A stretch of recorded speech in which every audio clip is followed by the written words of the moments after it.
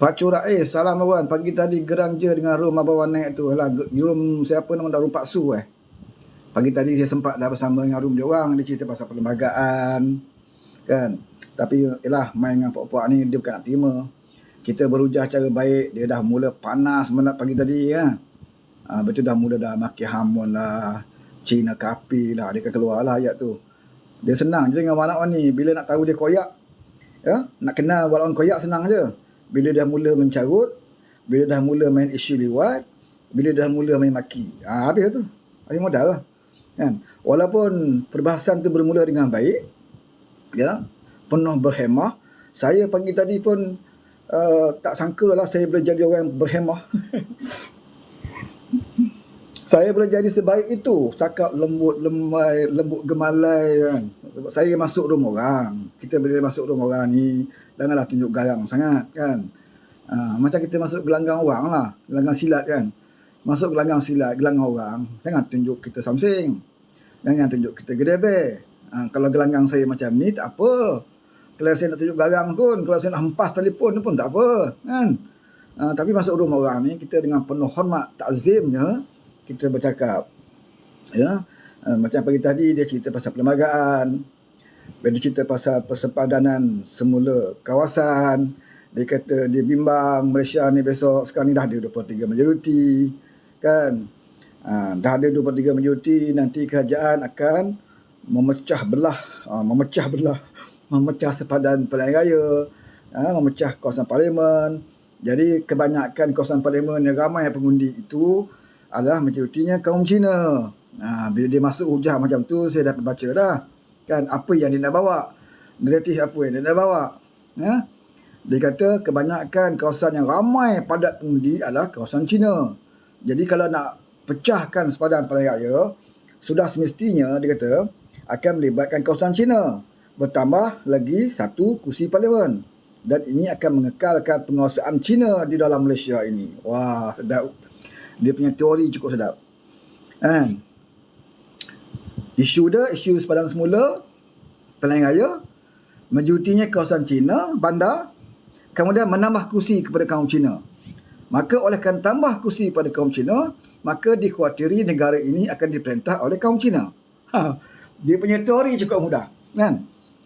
Teori ini kalau dia bawa ke kampung-kampung, dia cukup laku saudara. Ya, kalau saudara pergi ke Feda-Feda ke warung-warung kan, kedai kopi kampung-kampung, dia buat isu ni cepat saja dapat sambutan daripada orang Melayu. Oh, tak boleh jadi dia kata. Betul dia kata. Ini Cina ni dia pandai dia kata. Dia jangan ada lebih kuasa je kaum Cina ni dia kata. Bila dia ada kuasa, dia akan pecahkan kawasan, kemudian dia tambah kursi dia. Maka DAP akan menguasai negara ini. Dia bermula dengan situ. Maka orang kampung yang bodoh-bodoh ni, kan, tak semua orang kampung bodoh lah, nanti marah pula orang kampung kat saya. Ya, saya pun orang kampung juga. Mak saya pun duduk di kampung. Orang kampung yang tak tahu apa-apa ni, yang tak dapat maklumat, yang tidak minda mereka, ya, yang telah dipajak kepada lebay-lebay ni, dia akan mengoyak lah.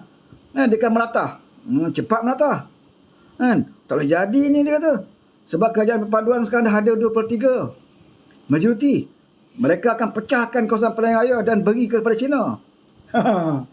Itu yang dimainkan hujah dia pagi tadi dalam room tu. Jadi saya bagi penjelasan. Kan? Kita bagi penjelasan cara baik lah. Kan?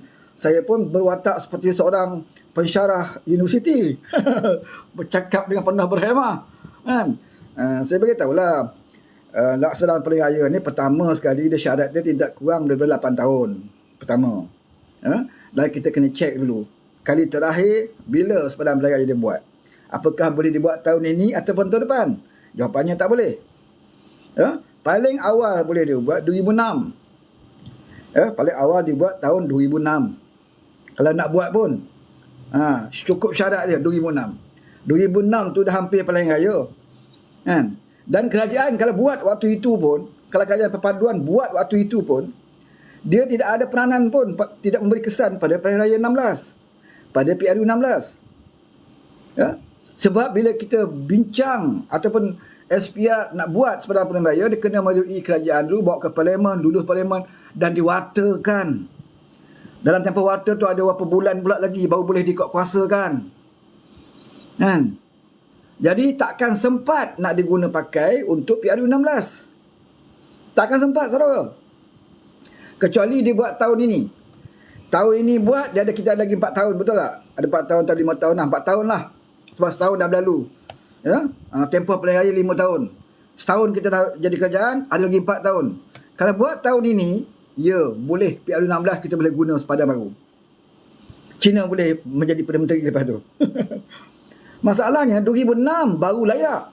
Baru layak nak kaji. Baru layak nak kaji. Ya? SPR baru layak kemukakan tahun 2016.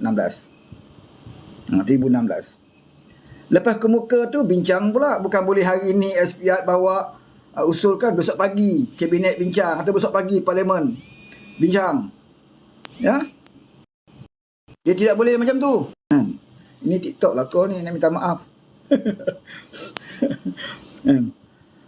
Dia tak boleh macam tu. Dia makan masa berbulan-bulan baru bawa ke parlimen. Parlimen pula makan berbahas bukan satu hari. Ya? Berbahas tentang persebaran mula ni makan masa minggu pula. Dan kita kena tahu pula bila pula parlimen bersidang. Dalam persidangan tu berminggu bahas. Lepas bahas kena bawa ke Dewan Negara. Ya?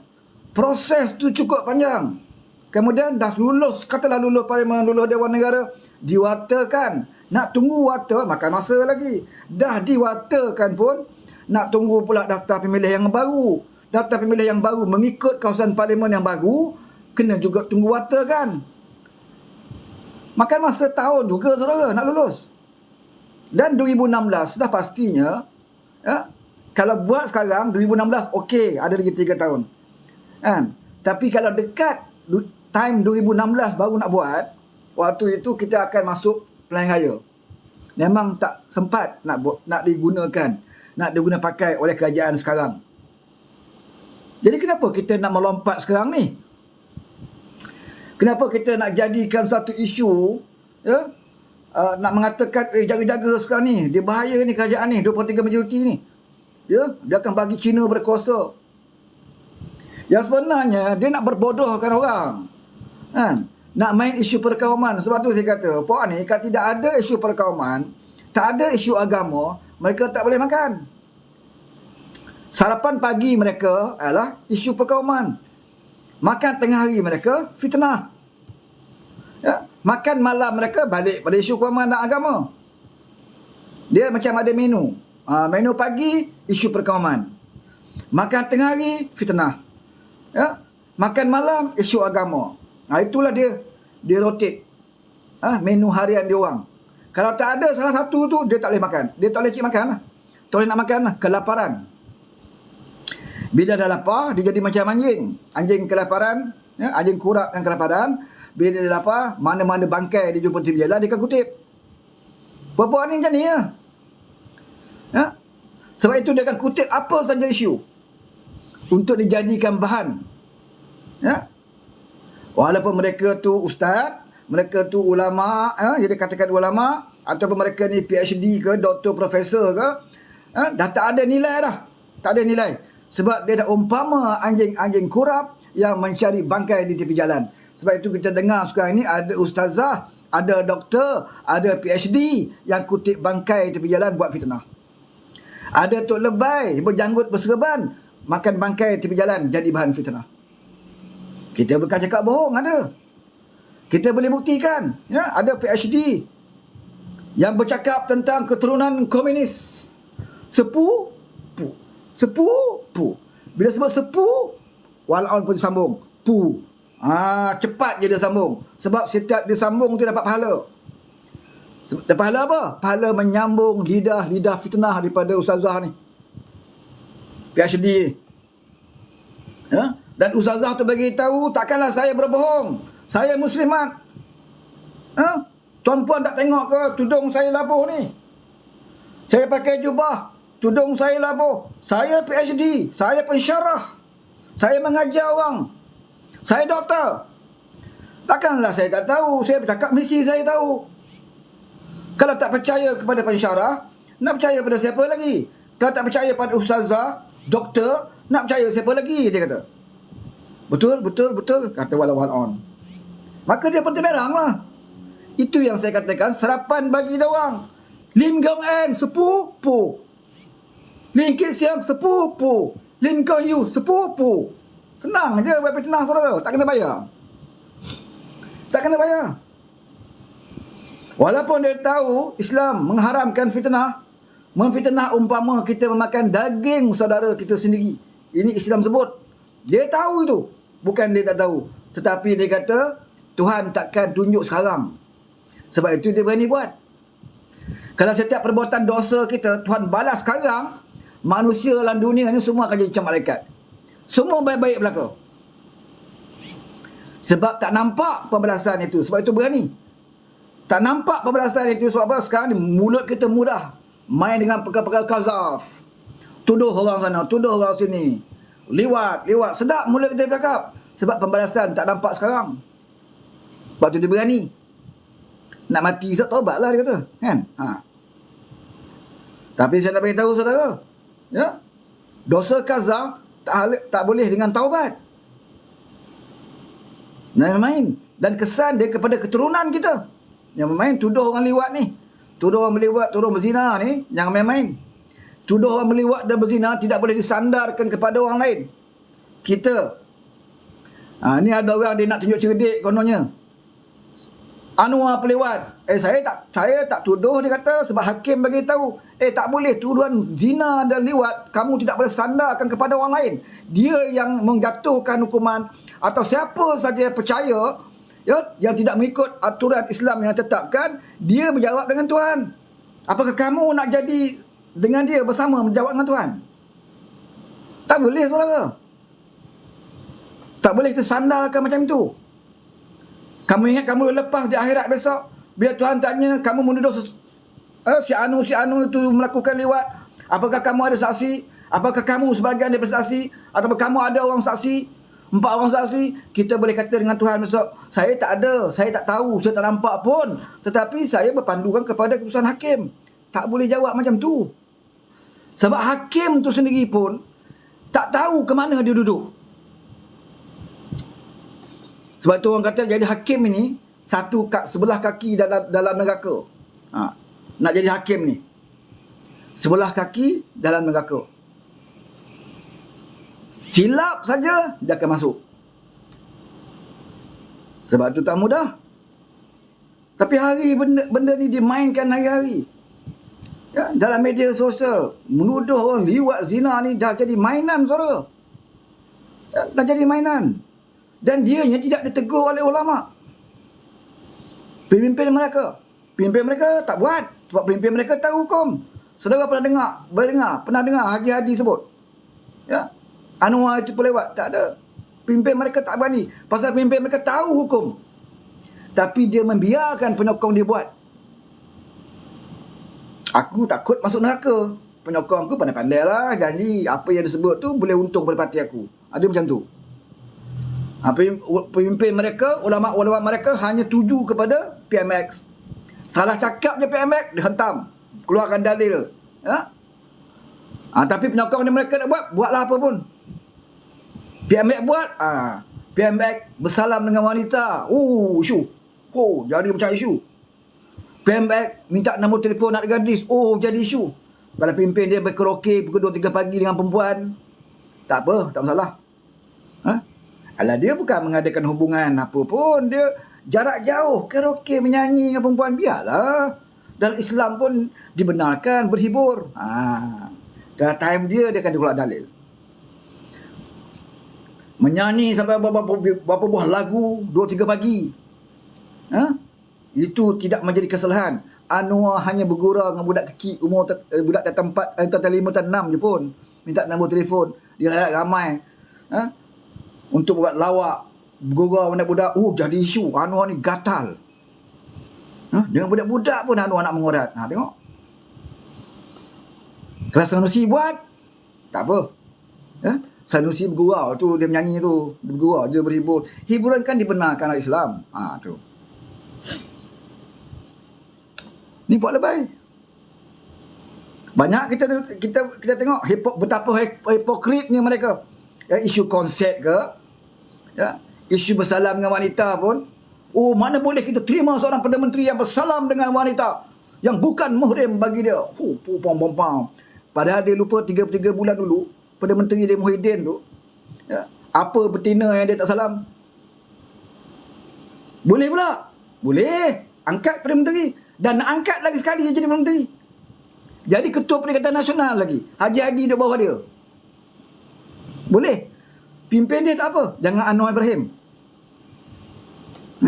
Pada isu muhrim, isu bersalam ni, khilaf di kalangan ulama'. Ada ulama' yang benarkan kalau kita, pertama sekali tidak dengan nafsu, satu. Kalau yang kedua, kalau dengan wanita yang tua. Satu lagi, kalau kita pemimpin, jawatan kita pemimpin. Macam saya tak boleh lah, saya tak ada apa-apa kan, tiba-tiba nak bersalam dengan perempuan, tak boleh. Macam pemimpin, kalau dah ada perempuan hulur tangan kat dia takut orang kecil hati, tersinggung, dah hulur tangan pemimpin tak bersalam, maka dia bersalam. Kalau tak hulur tangan, dia tak hulur tangan. Sebab tu kita tengok Yusuf Qaradawi, ada gambar dia, Yusuf Qaradawi sendiri bersalam dengan wanita. Ada gambar Syekh Ali Jemaah bersalam dengan wanita. Ini semua tokoh-tokoh hebat ulama' di tengah dunia, saudara. Sebab mereka ada pendapat mereka. Saudara boleh buka dalam website Mufti Wahid Persekutuan tentang hukum ini. Cuma jumhur ulama' menegaskan lebih baik elak. Lebih baik elak kalau tidak ada kepentingan pun. Kalau Anwar sesaja pergi jumpa perempuan, salam jumpa, tak ada. Lepas tu kita tengok Anwar macam mana. Kalau perempuan dia pergi ke pejabat jabatan, kalau perempuan tu tidak hulur tangan, dia takkan hulur. Tapi kalau perempuan tu hulur dulu, dia pun sambut. Jalan. Apakah ketika itu dia bersalam dengan nafsu dia? Itu pandangan dan khilaf ulama'. Di situ mereka tak pandang khilaf. Mereka hentam. Kalau kita nak hentam, kita boleh hentam. Ustaz Azhar Idrus main gitar. Tung. Ada ulama' mengatakan alat muzik bertali haram. Tapi kita tak hentam dia. Sebab apa? Kita faham dari segi alat muzik itu ada khilaf pandangan ulama'. Ada ulama' mengatakan tidak haram. Ada ulama' mengatakan alat muzik bertali itu haram. Oleh kerana dia ada khilaf pandangan ulama', maka tidak boleh kita jadikan hujah dan menghentam orang. Sebab itu kita tak hentam dia. Dia nak main muzik ke, Zaidul nak main muzik ke dengan sesiapa, kita tak hentam. Kalau kita main nak jatuhkan dia, boleh hentam selalu. Tapi kita tahu benda ni. Puak-puak ni tak tahu. Cari poin. Nak cari penentu buat salah, tak ada. Kan? Kes rasuah tak ada. Ya, penyelewengan tak ada. Ya. Ada percubaan baru-baru ni oleh Cikgu Bert. Cikgu buat satu tambatan banjir, ada unsur rasuah. Dia kata, kos meningkat kerana ada unsur rasuah. Tak sampai 24 jam, Nek Nazmi jawab, bukan kos meningkat, kos bertambah turun. Bahkan projek dibuat secara terbuka. Terkedu Cikgu Bert. Dan Nek Nazmi akan membuat saman kepada Cikgu Bert. Jadi cubaan dia gagal.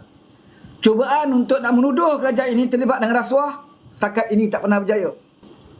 Boleh buat, kita tak pernah larang sesiapa nak buat laporan. Cikgu Bert nak buat laporan, boleh. Sebab kita tahu dia memang kaki buat laporan, tapi tak berjaya. Tak pernah berjaya pun. Daripada dulu lagi. Masa dalam PKR lagi, dia buat laporan kepada Azmin. Waktu itu Azmin Timbalan Presiden. Azmin Menteri Besar Selangor. Cikgu Bert buat laporan. Azmin terlibat dengan kes rasuah pintu gerbang di Selangor. Azmin terlibat kes rasuah kubah masjid di Selangor. Tak jadi apa. Pelik apa kalau Cikgu Bert buat laporan? Nak dapat nama aja, biar orang kata dia hero. Nak jadi hero, kena banyak sikit buat laporan. Ya? Lekat tak lekat, itu lain cerita. Sekarang ni saudara, puak-puak ni masih nak tonjol diri masing-masing hero. Ya? Nak nampak kepada pimpinan mereka lah hero, mereka lah jago, mereka lah pendekar. Itu sampai ada orang kata Mahathir itu wali Allah. Sampai ke tahap itu, nak jadi hero. Biar nampak sikit kita ni hero, kata Mahathir adalah wali Allah. Macam tu. Nak nampak kita hero, kita buat laporan polis. Lekat tak lekat, lain cerita. Macam Cikgu Bert lah. Sebelum itu dia main isu apa ni? Ambalat. Kantor macam tu je. Nampak bodoh macam tu je. Tak lagi. Sebab itu bila mereka cari benda-benda macam ini, tak dapat. Maka terpaksa lah ambil benda-benda remeh. Cerita Ashabul Kahfi, spin sikit, Sebab tu ada hikmah dia kisah Ashabul Kahfi ni.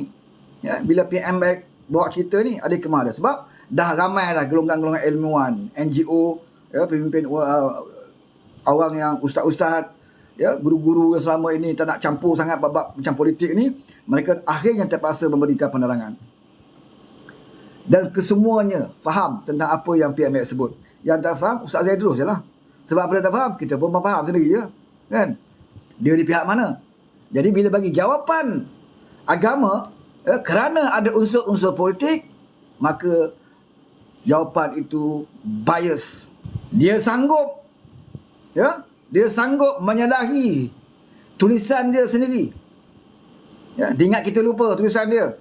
Dia sanggup menyalahi tulisan dia sendiri asalkan dia boleh bagi tahu orang, ya, PM Back, pemimpin itu, memang dia tak sebut nama PM Back lah, tapi kita faham. Sekarang ni puak-puak ni spin. Mana ada Azhar sebut PM Back? Mana ada Azhar Anwar Ibrahim? Dia sebut umum. Isu dia umum ke tak umum ke, tapi jawapan kamu itu menyalahi apa yang kamu tulis.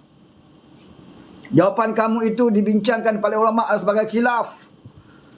Ya, macam soalan kisah Ashabul Kahfi, ya, khilaf tentang dia adakah dia di zaman selepas Nabi Isa atau berlaku sebelum Nabi Isa. Itu khilaf di kalangan ulama. Benda khilaf janganlah kita kata sesat. Inilah masalahnya. Lantik pemimpin yang tak mendekati ulama, menyesatkan orang. Tak bolehlah macam tu. Ha? Siapa pemimpin Malaysia selama ini yang mendekati ulama? Sebut Mahathir. Di zaman Tengku Abdul Rahman lah kita kira, Perdana Menteri pertama Tengku Abdul Rahman. Apa kita lihat Tengku Abdul Rahman ni orang yang hampir dengan ulama? Kita tak katalah dia sesat, ya, dia. Tapi adakah dia ada program-program bersama ulama? Ya. Tapi ada kerja-kerja usaha Islam yang dia buat, kita faham. Ya, Perkim, tentang Perkim itu usaha Tengku Abdul Rahman, kita akui. Tapi kita nak sembang di sini, mana pemimpin yang banyak mengadakan program yang mendampingi ulama? Apakah Tengku Abdul Rahman, Tun Razak, Tun Hussein, Mahathir, Pak Lah? Siapa? Ini setiap bulan di Perdana tu program agama diadakan. Dan berbagai-bagai ulama, bukan ulama di Malaysia sahaja. Ya, ulama dunia pun dia panggil, daripada Azhar pun dia panggil. Dan ulama dunia pula dia berbagai pandangan, bukan satu pandangan saja. Sebab Anwar tahu dalam Islam ni, dalam ahli sunnah wal jamaah pun, dalam ahli sunnah wal jamaah itu sendiri pun ada berbagai-bagai pandangan. Dan Anwar meraihkan pandangan itu dan memanggil beberapa ulama yang berbeza pandangan. Supaya Anwar tunjukkan bahawa Islam ini, walaupun kamu berbeza pandangan, jangan sampai kamu bermusuh-musuhan. Sebab itu Anwar boleh panggil Syekh Omar, dia boleh panggil ahli jemaah, dia boleh panggil berbagai pandangan. Biarlah orang tuduh dia, oh ni Wahabi, oh Syekh Omar ni Wahabi, oh ni Wahabi. Tak ada, Anwar dia tak peduli Wahabi tak Wahabi. Pada dia, engkau duk kata Wahabi ke apa ke, tapi ini orang Islam, dia ulama, dia diiktiraf, banyak hukum-hukum dia diguna pakai, maka dia kumpulkan. Inilah pemimpin yang mendekati ulama.